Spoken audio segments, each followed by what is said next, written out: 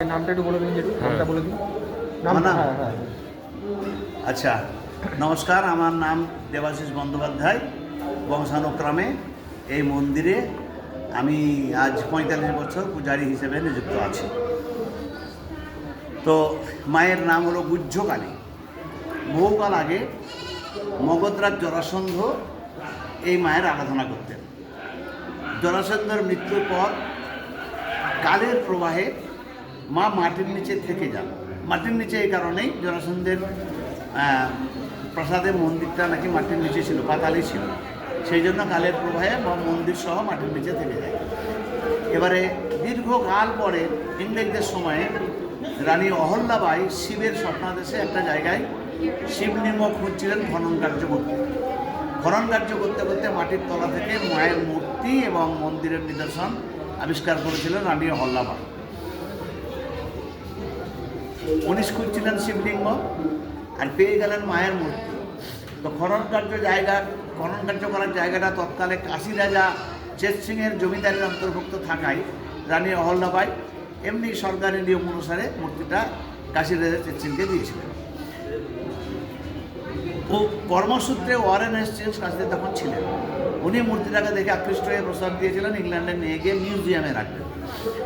তো হেস্টিংসের এই প্রস্তাবে ভীত হয়ে কাশী রাজা কৌশল অবলম্বন করলেন মূর্তিটা ওদের হাত থেকে বাঁচাবার জন্যেই।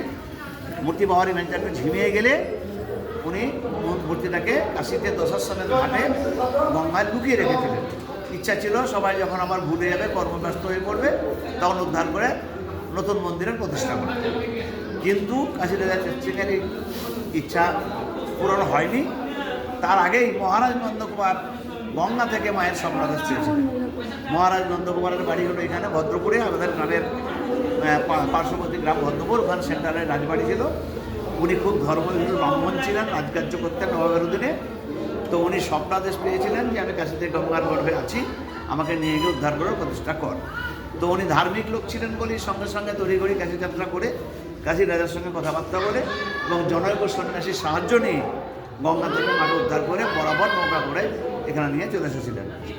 মুর্শিদাবাদে এসে গঙ্গা ছেড়ে দ্বারকা নদীতে উঠালেন। দ্বারকা নদীতে কিছু দূর এনে এই মায়ের মন্দিরের সামনে একটা নদী প্রবাহিত হচ্ছে, এইদিকে এটা গিয়ে দ্বারকায় মিশেছে, এইটাতে তুললেন। এটা হলো ব্রাহ্মণী। গঙ্গা থেকে দ্বারকা, দ্বারকা থেকে ব্রাহ্মণী, এগুলো সব নন্দকুমারের জমিদারের এরিয়া।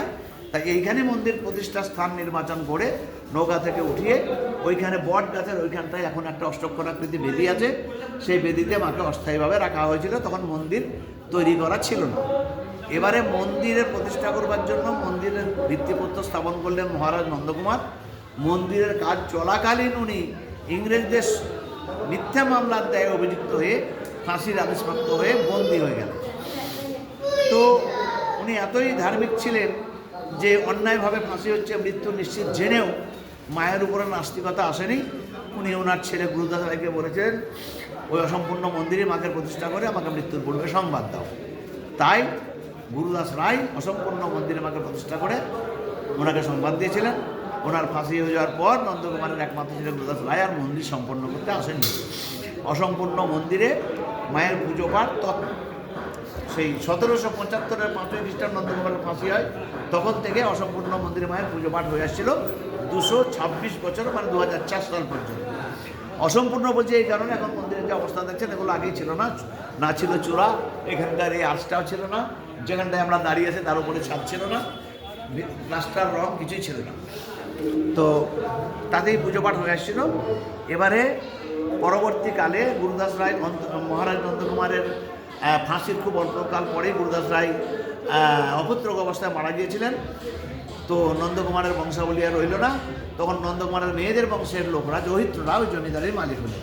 সেই দহিত্রদের জেনারেশন এখনও চলে আসছে। ওনাদের মধ্যে কেউই সংস্কারের ভয়ে মন্দিরা সম্পন্ন করতে আসেন না।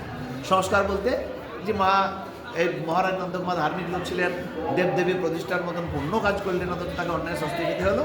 আমরা যদি মন্দির করতে যাই আমাদের বিপদ হতে পারে, এইভাবে করেন। তো 2004 সালে মন্দিরের অবস্থা খুব জরাজীর্ণ।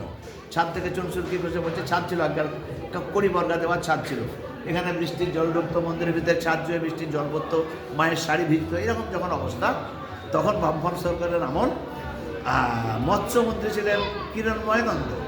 উনি এখানকার রামকৃষ্ণ মিশনের তরফ থেকে নিমন্ত্রিত হয়ে এখানে এসেছিলেন। মন্দিরের জরাজীর্ণতা দেখে দহিত্রদের বংশের তৎকালীন তত্ত্বাবধায়ক গৌরীশঙ্কর রায়ের অনুমতি নিয়ে এই অল্প বিস্তর সংস্কার করেছে। মানে ছাদ ফেলে দিয়ে ছাদের বদলে চোরাটা হয়েছে, যেখানটা দাঁড়িয়ে আছে সেখানটা ঢালাই হয়েছে, আর ভিতরটা রং প্লাস্টার মার্বেল ইত্যাদি হয়েছে, কিন্তু বাইরেরটা উনি আর মানে প্লাস্টার করতে দেয়নি। বাইরের দেওয়ালটা পুরনো স্মৃতি বহন করছে, ওর উপরে টেরাকটার রংটা মেরে দেওয়া হচ্ছে। অনেকটাই করে দিয়েছিলেন, অনেকটাই। হ্যাঁ, এগুলো সব হ্যাঁ, বাইরের রংটা ভক্তরা করেছে, এগুলো সব মৎস্যমন্ত্রীরা করেছে। এই হলো মন্দিরের ইতিহাস। আর এখানে মায়ের নামকরণ হলো গুহ্যকালী। গুহ্য কথার অর্থ একান্ত গোপনীয় বিষয় সম্বন্ধে আমরা গুহ্য বলি।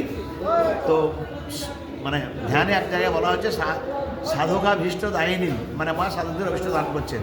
তা সাধকদের অভীষ্ট হলো সিদ্ধিলাভ করা। সিদ্ধিলাভ করতে হলে কী করতে হয়? মায়ের মূর্তির মধ্যে এবং মন্দিরের মধ্যে অন্তর্নিহিত আছে। সাধকদেরকে প্রথমে অষ্টাঙ্গিক যোগ করতে হয়।